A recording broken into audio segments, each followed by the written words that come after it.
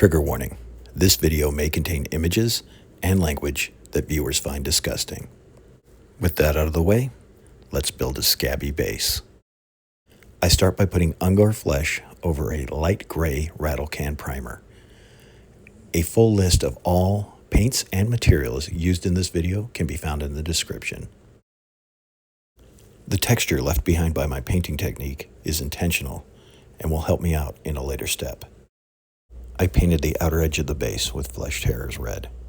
You'll notice I'm not being careful because I want it to run and look ragged, as if blood is oozing up from the edges of our scab. I marked out the slime hole with a number 2 pencil.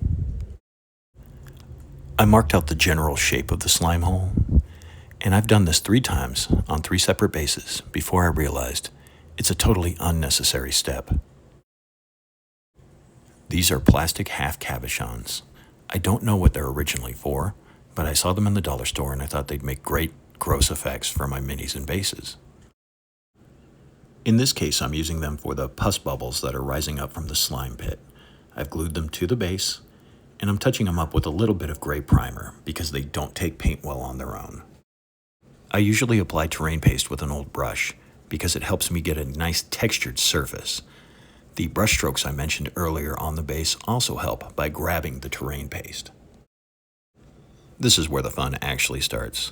I cover all of the terrain paste in a sloppy layer of Reikland Fleshshade to start giving it that scabby look. I base all the half cabochons in Flash Gets Yellow. It looks a little bright right now, but it will dull down as we continue on. I outline the slime hole in Druchii Violet. Or maybe it's pronounced Druchii. I don't know. Either way, it makes the slime hole look bruised and stressed. After my shades have dried, I dry brush all of the terrain paste with Kislev flesh to give it a more organic look.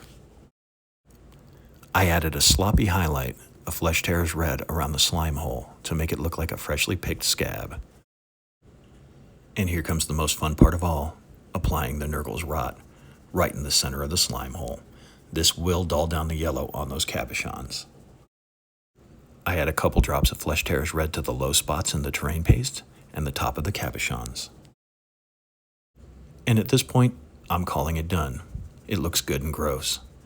I hope you like this video and you try some of these techniques for yourself.